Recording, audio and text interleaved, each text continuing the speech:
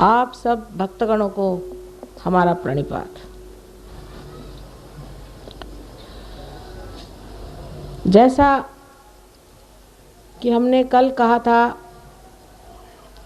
कि किसी गलत गली में चले गए थे जयपुर के, जहाँ पर परमात्मा को खोजने वाले आस्तिक नहीं मिले। लेकिन आज अति हर्ष और आनंद से आप सबको मिलकर यही कहना पड़ता है कि इस आस्तिक भूमि में ऐसे अनेक लोग हैं जो परमात्मा को खोज रहे हैं और परमात्मा को ही खोजना चाहिए। श्री कृष्ण ने कहा है योगक्षेम वहाम्यहम्, योग के बगैर क्षेम नहीं हो सकता।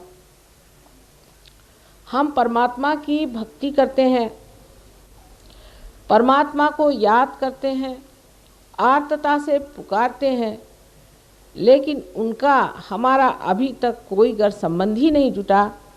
गर हम उनके राज्य में ही नहीं हैं तो परमात्मा भी हमारी बात कैसी सुन सकते हैं। सुदामा जी को भी श्री कृष्ण से मिलने जाना पड़ा। इसी प्रकार आप सबका योग होना चाहिए। योग होने के बाद जो क्षेम है वो इतना सुंदर उतरता है कि लोग आश्चर्यचकित हो जाते हैं।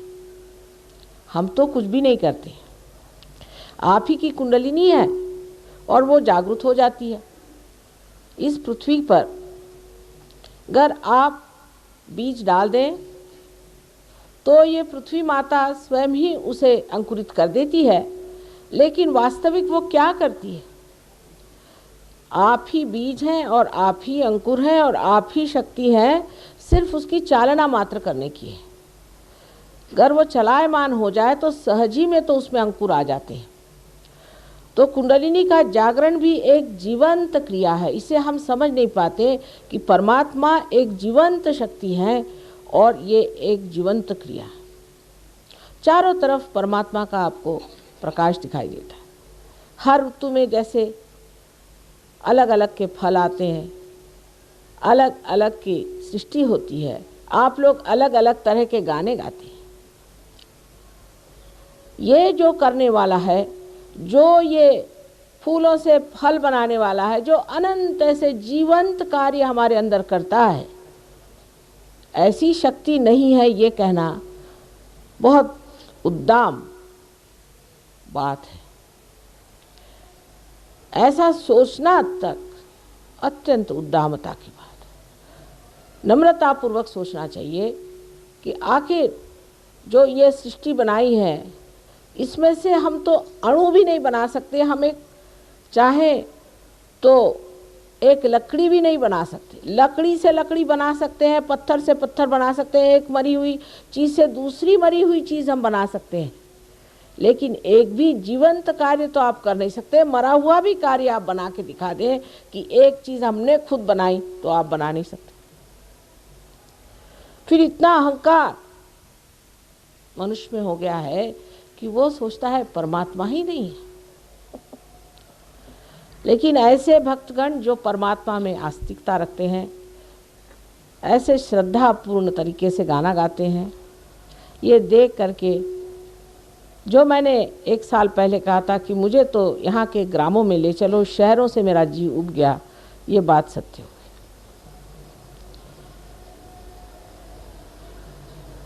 आज श्री कृष्ण ही की बात कहेंगे, क्योंकि आपके यहाँ श्री गोविंद जी का इतना सुंदर मंदिर है। श्री कृष्ण जी ने किस तरह से सहयोग किया था। जब वो छोटे से थे तो गोपियों को छेड़ते रहते थे। जब वो घघरी भर के अपने सर पे चलती थी तो उसको कंकड़ मार के तोड़ देते थे। ये उनकी लीला जो थी, ये जो चुहुल थी, इसके पीछे में बहुत बड़ा कार्य था। उस जमुना जी में जिस राधा जी के पैर होते थे, वो राधा जी स्वयं रा माने शक्ति और धा माने धारणा करने वाली, उस शक्ति के पैर उसमें पड़ते थे। उसका पानी ही गंगा जल जैसे पवित्र हो गया, उसमें चैतन्य आ गया। वो पानी भर के जब गोपियाँ चलती थी तो उनके कंकड़ मार के जो पानी उनके पीठ पर गिरता था उससे उनकी कुंडलिनी जागृत करते थे, इसीलिए उनको लीलाधर कहते हैं। जब रा माने शक्ति और स उसके सहित, शक्ति के सहित जब वो नृत्य करते थे तब भी उनके अंदर से चैतन्य बह करके सबके अंदर जाता था और उनकी कुंडलिनी जागृत होती थी। उस ज़माने में न तो ऐसी पब्लिक थी, ना ऐसे लोग थे जो बैठ करके किसी के भाषण सुनते, ना ऐसी जनता थी जो परमात्मा के खोज में घंटों बैठ करके सुनती कि चीज़ क्या है। मनोरंजन के साथ ही उन्होंने अपने लीला के साथ ही लोगों की कुंडलिनी जागृत करी। इसी श्री कृष्ण ने भी ये बताया है कि हमारी जो चेतना है, मनुष्य की जो चेतना है, इसका वृक्ष नीचे की ओर अधोगति पर जाता है।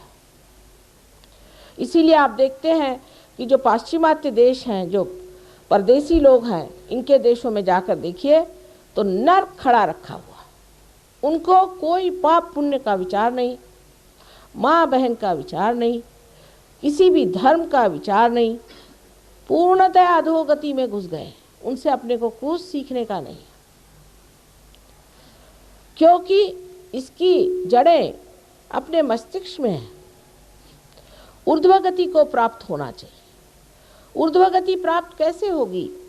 उसके लिए कुंडलिनी का जागरण करना चाहिए।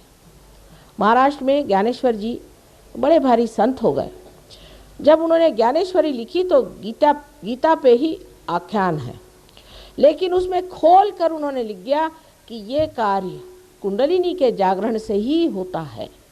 उस पर लोगों ने ये बंधन लगाया कि जो 6वां अध्याय है जिसमें लिखा गया है वो पढ़ना ही नहीं, बाकी चाहे जो करते रहिए। तो सब लोग मुंह में तंबाकू रख करके मीलों चल करके विट्ठल के मंदिर में विट्ठल विट्ठल विट्ठल चले जा रहे हैं, पगला जाते हैं। कहते हैं सर फोड़ डाला हमने। एक मुसलमान थे, शेख करके कहने लगे माँ नमाज पढ़ पढ़ के घुटने फट गए, पैदल चल चल के पैर फट गए, विट्ठल कहते कहते गला बैठ गया, लेकिन विट्ठल मिला नहीं। उसको कहीं जाने की ज़रूरत नहीं है, आप ही के अंदर सब कुछ समाया हुआ, आप ही के अंदर शिव विट्ठल सारे देवी देवताएं बैठे हुए हैं। परमात्मा ने आपको अपने ही स्वरूप बनाया हुआ है, सिर्फ उस शक्ति को आपको जानना है और ये कार्य सहज ही होना चाहिए। जैसे कल कोई साहब कह रहे थे कि ये तो बड़ा कठिन कार्य लोग कहते हैं। मैंने कहा कहने वाले कहते होंगे, लेकिन असलियत ये है कि जो मूलभूत चीज़ है वो सहज होनी चाहिए। जो जीवंत चीज़ है वो सहज होनी चाहिए, ये इसकी पहचान है। कल अगर आपको श्वास लेने के लिए किसी गुरु को बनाना पड़े और आपको जाकर के किताबें पढ़नी पड़े तो कितने लोग जीवित रहेंगे? इसी प्रकार ये एक जीवंत क्रिया, सहज, सह माने आपके साथ पैदा हुआ, ऐसा ये योग का आपका जन्म सिद्ध अधिकार है। लेकिन उसको प्राप्त होने के लिए एक नम्रता चाहिए कि हमने अभी तक इसे प्राप्त नहीं किया, इसे हमें प्राप्त करना है बस। उसके बाद ये कुंडलिनी जो कि त्रिकोणाकार अस्थि में सुप्तावस्था में है, आप जागृत होकर के आपके ब्रह्मरंध्र को छेदन कर देती है। सब्सक्राइब कीजिए कुंडलिनी जागरण को और प्रेस कीजिए बेल आइकन को, जिससे कि आपको मिल सके हमारी लेटेस्ट वीडियो सबसे पहले।